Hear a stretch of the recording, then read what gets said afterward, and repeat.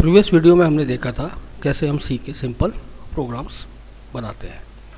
आज हम टॉपिक पढ़ेंगे ऑपरेटर्स, क्योंकि ये बहुत इंपॉर्टेंट टॉपिक है। ये ऑपरेटर्स आपके आगे कंजुगेटिव वीडियोस में काम आएंगे, इसलिए आपको ये ऑपरेटर्स ढंग से समझना है कि व्हाट आर ऑपरेटर्स, ऑपरेटर्स होते क्या हैं।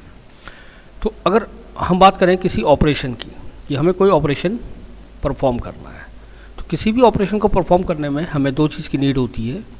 First one is operand and second one is operator. तो मीन्स कोई भी ऑपरेशन परफॉर्म कर किसके साथ होगा? ऑपरेंड और ऑपरेटर्स के साथ। तो क्या मतलब है ऑपरेंड और ऑपरेटर्स का? ऑपरेंड मीन्स जिस पे ऑपरेशन परफॉर्म होना है, ऑपरेटर मीन्स जो उस ऑपरेशन को परफॉर्म करेगा। ठीक है। फॉर एग्जाम्पल मैं आपसे कहूँ आपको दो नंबरों का एडिशन करना है। आपको क्या करना है? ऑपरेशन क्या है? दो नंबरों का एडिशन करना है। तो एडिशन करने के लिए आपको ऑपरेंड चाहिए। ठीक है। दो नंबरों का एडिशन कैसे होगा? ए प्लस बी। तो यहाँ पे ऑपरेंड क्या हो गए? ए और बी, क्योंकि ये ऑपरेशन किस पे हो रहा है परफॉर्म? ए एंड बी पे। और जो ऑपरेशन परफॉर्म कर रहा है वो चीज़ क्या है? प्लस। तो यहाँ पे प्लस क्या हो गया? ऑपरेटर। मीन्स दो नंबर का एडिशन किस पे होगा? ए और बी पे। और वो कौन परफॉर्म करेगा? Operator plus. तो ये चीज़ है ऑपरेटर। तो इसके बेसिस पे हम ऑपरेंड के नंबर के हिसाब से कितने नंबर ऑफ ऑपरेंड्स हैं, इसके हिसाब से हम बताते हैं कि ऑपरेटर्स कितने टाइप के होते हैं। ठीक है। तो देखें ऑपरेटर्स कितने टाइप के होते हैं। पहला ऑपरेटर टाइप होता है ऑपरेटर का type of operators, type of operators. तो पहला टाइप है unary operator. Unary operator means वो ऑपरेटर जो एक सिंगल ऑपरेंड पे वर्क करेगा। जैसे एग्जांपल है प्लस प्लस ए। यहाँ पे प्लस प्लस है आपका ऑपरेटर, इस ऑपरेटर को हम बोलते हैं इंक्रीमेंट ऑपरेटर, और ए यहाँ पर है ऑपरेंड। ठीक है। तो ये जो ऑपरेटर है कितने ऑपरेंड पे वर्क कर रहा है? वन ऑपरेंड पे। तो ऐसा ऑपरेटर जो एक सिंगल ऑपरेंड पे वर्क करता है, इस ऑपरेटर को हम बोलते हैं यूनरी ऑपरेटर। सेकंड कैटेगरी आती है, सेकंड टाइप आता है binary operator. Binary operator, binary operator means ये ऑपरेटर वर्क करेगा टू ऑपरेंड्स पे। जैसे एग्जांपल प्लस ऑपरेटर। जब आपने प्लस ऑपरेटर का यूज़ किया है तो ये कितने ऑपरेंड पे वर्क कर रहा है? ए एंड बी पे। तो कितने ऑपरेंड हो गए? टू। तो हम इसको बोलेंगे binary. E plus is a binary operator. Third category आती है ternary operator. Ternary operator, ternary operator means ये कितने ऑपरेंड में वर्क करेगा? थ्री ऑपरेंड्स में। तो इसका एग्जांपल है क्वेश्चन मार्क एंड कॉलन। इस ऑपरेटर को हम बोलते हैं कंडीशनल ऑपरेटर स्टेटमेंट। ठीक है। इस ऑपरेटर को हम क्या बोलते हैं? Conditional operator statement. तो क्यों हम इसको टर्नरी ऑपरेंड बोल रहे हैं? तो इसको कैसे, इसका वर्क कैसे होता है? इसका पहला ऑपरेंड होता है टेस्ट कंडीशन। ये आगे हम डिटेल में पढ़ेंगे जब हम कंट्रोल स्टेटमेंट पढ़ेंगे, तो इस टॉपिक को हम डिटेल में पढ़ेंगे। अभी आप समझेंगे ये कैसे टर्नरी ऑपरेटर हुआ। तो इसका एक ऑपरेंड होता है टेस्ट कंडीशन, उसके बाद लगता है क्वेश्चन मार्क। अगर ये टेस्ट कंडीशन ट्रू है तो यहाँ पे ट्रू स्टेटमेंट होता है, ट्रू स्टेटमेंट ब्लॉक। और अगर ये फॉल्स है तो यहाँ पे होता है फॉल्स स्टेटमेंट ब्लॉक। तो यहाँ पे कितने ऑपरेंड हो गए? This is operand 1, this is operand 2 and this is operand 3। तो ये जो ऑपरेटर है कितने ऑपरेंड पे वर्क कर रहा है? थ्री ऑपरेंड में, इसलिए हम इसको बोलेंगे ये है टर्नरी ऑपरेटर। नेक्स्ट हम बात करते हैं क्लासिफिकेशन ऑफ ऑपरेटर्स।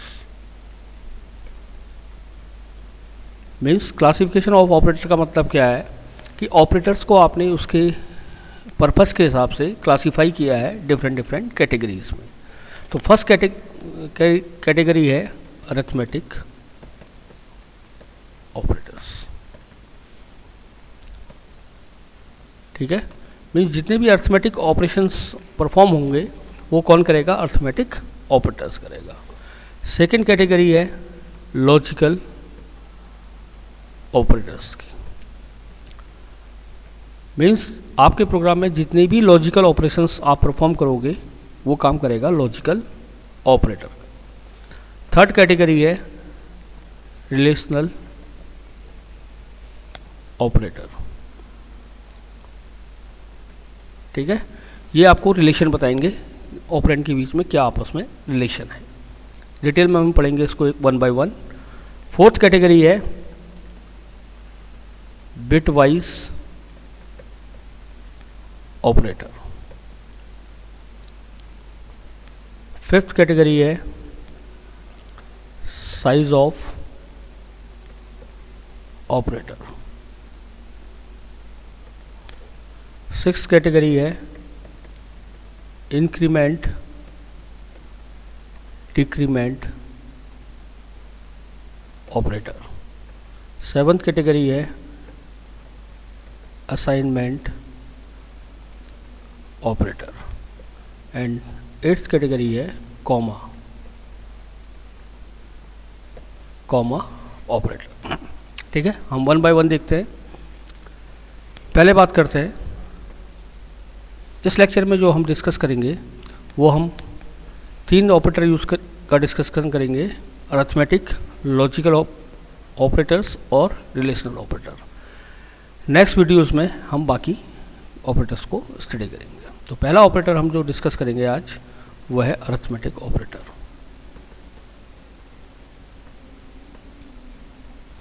ठीक है, example of arithmetic operator is plus, minus, divide, modulus and multiplication. These are the example of arithmetic operators, क्योंकि ये क्या करेंगे? अरिथमेटिक ऑपरेशन को परफॉर्म करेंगे। ठीक है, प्लस की मीनिंग मालूम है, ये क्या करेगा? दो ऑपरेंड को ऐड करेगा, दो ऑपरेंड को सब्ट्रैक्ट करेगा, दो ऑपरेंड को डिवाइड करेगा। ये डिवाइड करने के बाद ये क्या देगा? कोसेंट देगा। और ये भी डिवाइड करेगा मॉड्यूलस ऑपरेटर, लेकिन ये क्या देगा? आपको रिमाइंडर देगा। और मल्टीप्लिकेशन का मतलब है दोनों को आपस में क्या करेगा? मल्टीप्लाई करेगा। ठीक है, तो अब अगर हम जो हमने तीन कैटेगरी पढ़ी, unary operator, binary operator and ternary operator, तो हम देखें ये जो अरिथमेटिक ऑपरेटर हैं ये किस कैटेगरी में आते हैं? बाइनरी ऑपरेटर, क्योंकि इनको परफॉर्म करने के लिए आपको कितने ऑपरेंड चाहिए? 2 ऑपरेंड चाहिए। तो हम कहेंगे all arithmetic operators are binary operator except minus. ठीक है, क्यों माइनस बोला? Because minus is unary as well as binary operator. Unary as well as binary operator. क्या मतलब है इस बात का?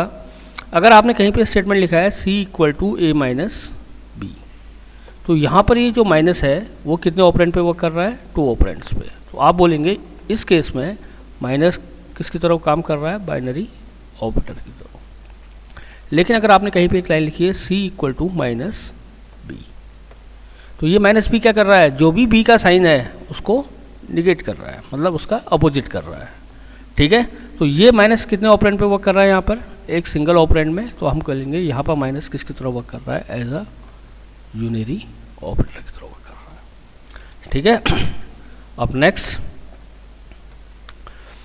जो मीनिंग है आपको क्लियर है। प्लस की मीनिंग क्या है, माइनस की क्या है, डिवाइड की क्या है, मॉड्यूलस की क्या है और मल्टीप्लिकेशन की क्या है। लेकिन इसमें जो इंपॉर्टेंट चीज़ आपको समझनी है वो समझनी है difference between divide means this and modulus operator. तो पहला डिफरेंस देखें क्या होता है। आपने लिखा a की वैल्यू ली 5, एक वेरिएबल लिया b, उसकी वैल्यू ली आपने 2। आपने क्या करा? आपने लिखा C equal to A divide by B, ठीक है, और आपने लिखा D equal to A modulus B, ठीक है। तो अब जब आप 5 को 2 से डिवाइड करेंगे तो 2 2 जा 4, रिमाइंडर कितना आ गया 1। तो ये तो हो गया कोसेंट और ये हो गया रिमाइंडर, ठीक है। तो होगा क्या, जो डिवीजन ऑपरेटर है वो हमें क्या देता है, कोसेंट देता है, और मॉड्यूलस ऑपरेटर हमें क्या देता है, रिमाइंडर देता है। तो 5/2 कोसेंट कितना है 2, तो यहाँ पे c की वैल्यू कितनी हो जाएगी 2। d equal to a modulus b, modulus क्या दे रहा है, रिमाइंडर, रिमाइंडर की वैल्यू क्या है हमारी 1, तो d की वैल्यू कितनी हो जाएगी 1। तो ये पहला डिफरेंस है डिवाइड और मॉड्यूलस में। Divide gives the quotient and modulus gives the remainder. Second difference आपने लिखा, मान लीजिए a equal to 5 divide by 2, b equal to 5 divide by 2.5, c equal to 5.2 divide by 2 और d equal to 5.2 divide by 2.2। Same case आपने मान लीजिए यहाँ पे मॉडुलस के लिए लिख दिया, a equal to 5 mod 2, b equal to 5 mod 2.5, c equal to 5.2 mod 2 and d equal to 5.2 mod 2.2। तो डिफरेंस क्या है, जो हमारा डिवीजन ऑपरेटर है ये दोनों वैल्यू ऑपरेंड पे वर्क करता है, अगर ऑपरेंड इंटीजर है तब भी, या ऑपरेंड आपका रियल डेटा टाइप यानी फ्लोट टाइप का है तब भी ये वर्क करता है। तो इस पहले एग्जांपल में देखें, इसमें पहला ऑपरेंड क्या है इंटीजर, दूसरा डिनोमिनेटर क्या है, ये भी इंटीजर है, तो ये वर्क करेगा, ये आंसर दे देगा आपको कोसेंट दैट इज़ 2। इसमें पहला क्या है इंटीजर, दूसरा क्या है फ्लोट, तो क्या करता है इंटरनल टाइप कास्टिंग होती है, इंटीजर फ्लोट में कन्वर्ट होगा और आंसर आपको किस में मिलेगा, फ्लोट में, ये भी 2 पॉइंट समथिंग आपको आंसर मिल जाएगा। इसमें न्यूमरेटर फ्लोट है, डिनोमिनेटर इंटीजर है, तो ये भी वर्क करेगा, इसका भी आंसर मान लीजिए आपका 2 पॉइंट समथिंग आ गया। सिमिलरली दोनों फ्लोट है तो इसका भी answer 2 point something. Means division operator work करता है both for integer and float, लेकिन मॉड्यूलस ऑपरेटर की लिमिटेशन है, it works only for integers, सिर्फ ये इंटीजर। इसमें मस्ट कंडीशन है कि दोनों ऑपरेंड किस टाइप के होने चाहिए, इंटीजर टाइप के होने चाहिए। तो पहले एग्जांपल में देखें, ये इंटीजर है, ये इंटीजर है, बिल्कुल ठीक है, आंसर दे देगा 1। लेकिन इस केस में क्या है, डिनोमिनेटर आपका फ्लोट है, वर्क नहीं करेगा, न्यूमरेटर फ्लोट है, वर्क नहीं करेगा, दोनों फ्लोट है, वर्क नहीं करेगा। मीन्स डिफरेंस क्या हो गया, division operator works both for integer and real values, लेकिन modulus operator works only for integer values. ये इसका सेकंड डिफरेंस हो गया। थर्ड डिफरेंस आपने लिखा a equal to 5 divide by 2, a equal to -5 divide by 2, sorry b equal to c equal to -5 divide by -2 और d equal to 5 divide by -2। Same case आपने modulus के लिए किया, a equal to 5 mod 2, b equal to -5 mod 2, c equal to -5 mod -2 and d equal to 5 mod -2। ठीक है, देखिए दोनों उसमें सब ऑपरेंड इंटीजर हैं, तो मॉड्यूलस भी काम करेगा, डिवीजन भी काम करेगा। बेसिकली हम ये समझाना चाह रहे हैं कि इसमें आंसर का आपका जो आंसर आएगा उसका साइन क्या होगा। ठीक है, तो इसमें क्या है, सब में कोसेंट क्या आएगा, 2 आएगा। सिमिलरली इसमें सबका आंसर क्या आएगा, रिमाइंडर दैट इज़ 1 1 1 1। अब आपको देखना है साइन। ठीक है, क्योंकि डिनोमिनेटर के डिवीजन ऑपरेटर के केस में क्या होता है, अगर दोनों ऑपरेंड का साइन सेम है तो answer is positive, otherwise answer is negative. तो यहाँ देखें इसका साइन क्या है, प्लस, इसका साइन क्या है, पॉजिटिव, तो पॉजिटिव पॉजिटिव तो आंसर इज +2। यहाँ न्यूमरेटर नेगेटिव है, डिनोमिनेटर पॉजिटिव है तो आंसर इज -2। दोनों नेगेटिव हैं तो आंसर इज +2, डिनोमिनेटर नेगेटिव है तो answer is -2। But in case of modulus operator whatever the sign of numerator is the sign of answer. जो भी आपके न्यूमरेटर का साइन होगा वही आपके आंसर का साइन होगा। यहाँ पे न्यूमरेटर क्या है, पॉजिटिव तो +1, निगेटिव -1, निगेटिव -1, पॉजिटिव +1। तो ये डिफरेंस है आपका मॉड्यूलस एंड डिवीजन ऑपरेटर में। अब हम डिस्कस करेंगे second category, that is logical operator. ठीक है, लॉजिकल ऑपरेटर के एग्जांपल हैं double ampersand, that is and, logical and, double pipeline sign, that is logical or. ठीक है, ये जो साइन है ये एंटर की के ऊपर होता है, आप देख लें एंटर की में जहाँ बैकस्लैश होता है उसी के साथ ये साइन होता है। फिर होता है exclamation mark, that is logical not. ठीक है, ये 1 जहाँ लिखा होता है 1 वाली की, उसमें सिंबल बना होता है। तो इससे लॉजिकल ऑपरेटर को समझने से पहले आपको ये समझना आना चाहिए कि एंड और नॉट की प्रॉपर्टी क्या होती है। एंड की प्रॉपर्टी क्या होती है, अगर दो ऑपरेंड है ए और बी, अगर दोनों की वैल्यू ट्रू है तो आंसर मिलता है ट्रू, अगर एक भी फॉल्स है तो आंसर मिलता है फॉल्स। ट्रू और फॉल्स का मतलब क्या है मैं अभी आपको बताऊंगा। False means false. ये हो गया आउटपुट, ये किसकी प्रॉपर्टी हो गई, एंड की। ठीक है, इन केस ऑफ सी आप कैसे ट्रू और फॉल्स को आइडेंटिफाई करते हो, आप वेरिएबल की वैल्यू देखोगे। अगर वेरिएबल की वैल्यू है 0 तो आप उसको कहोगे वो वैल्यू क्या है, फॉल्स है। अगर वो वैल्यू है नॉन जीरो तो आप उसको बोलोगे वो वैल्यू क्या है, ट्रू है। ठीक है, सिमिलरली और की प्रॉपर्टी क्या होती है, अगर आपके दो ऑपरेंड हैं, दोनों बाइनरी है, एंड और ये आपका आउटपुट है, वो कहता है true true, true false, false true, false false. और की प्रॉपर्टी ये होती है कि अगर एक भी ऑपरेंड ट्रू है तो आंसर मिलेगा ट्रू। तो यहाँ देखें दोनों ट्रू हैं तो ट्रू, एक ट्रू है तो ट्रू ट्रू। फॉल्स कब मिलेगा, जब दोनों ही फॉल्स हो। ठीक है, सिमिलर आपका है नॉट आपका यूनरी है, ये सिंगल ऑपरेंड पे काम करता है, तो मीन्स एक ही ऑपरेंड होगा, यहाँ इसका आउटपुट होगा। अगर यहाँ पे वैल्यू है ट्रू तो ये देगा फॉल्स, अगर यहाँ पे वैल्यू है फॉल्स तो ये देगा ट्रू। ठीक है, तो ये है लॉजिकल ऑपरेटर। अब देखें एग्जांपल के साथ हम समझते हैं कि लॉजिकल ऑपरेटर काम कैसे करता है। आपने एक वेरिएबल लिया इंट ए, इसको वैल्यू दे दी मान लीजिए 64, और एक वेरिएबल लिया बी, उसको वैल्यू दे दी 5, और आपने लिखा सी कॉमा डी। सी को आपने बोला A logical and B, D को आपने बोला ए और बी।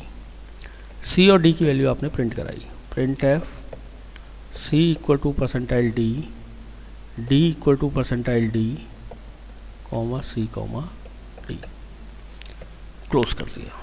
ठीक है, तो अब देखो इवेल्युएट कैसे होगा। जब ये लाइन इवेल्युएट होगी C equal to A and B, तो क्या बनेगा, सी इक्वल टू ए की वैल्यू कितनी है 64, लॉजिकल एंड बी की वैल्यू कितनी है 5। तो मैंने आपको बताया था आपको चेक करना है जो वैल्यू है वो जीरो है या नॉन जीरो है। 64 क्या हो गया, non zero, non zero means ये क्या हो गया, true, and 5 is non zero, non zero means true. तो एंड की प्रॉपर्टी क्या है, अगर दोनों ट्रू हैं तो आंसर क्या मिलता है, ट्रू। तो ये ट्रू है तो ये रिप्लेस हो जाएगा किससे, 1 से।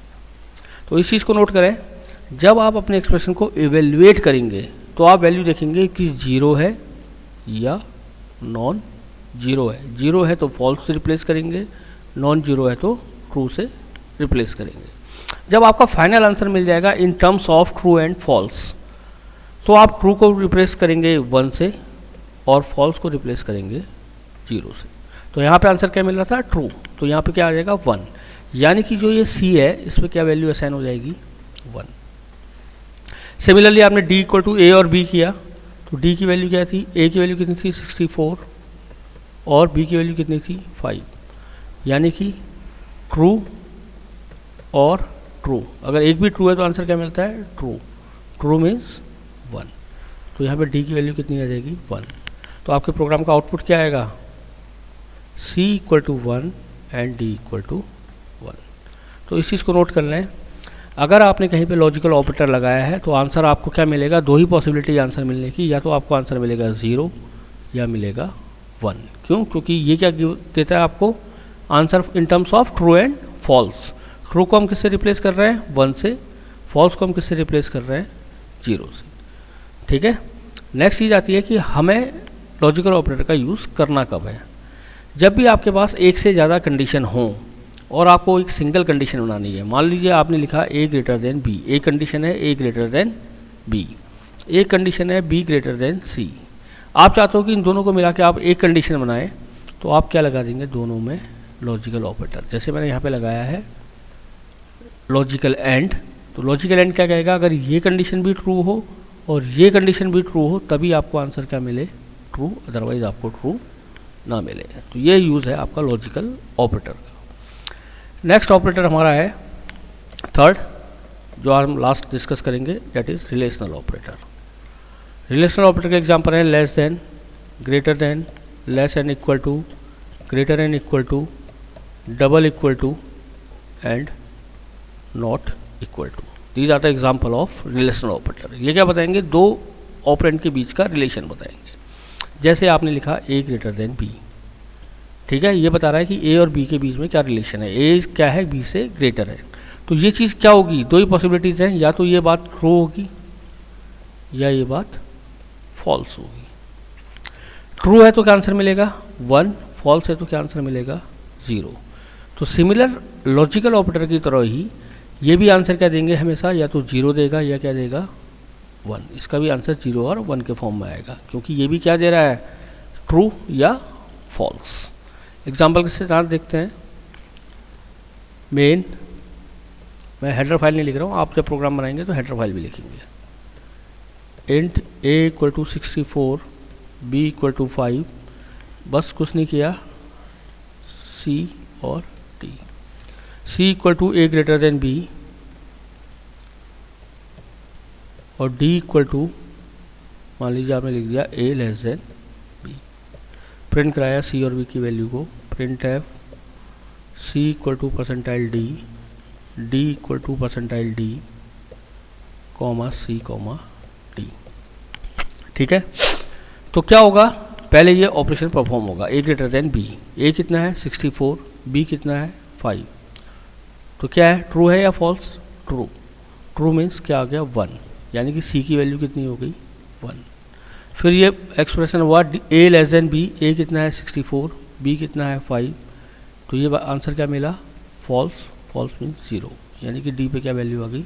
0। तो आपके प्रोग्राम का आउटपुट आया c equal to 1, d equal to 0। ठीक है। इस वीडियो में इतना ही।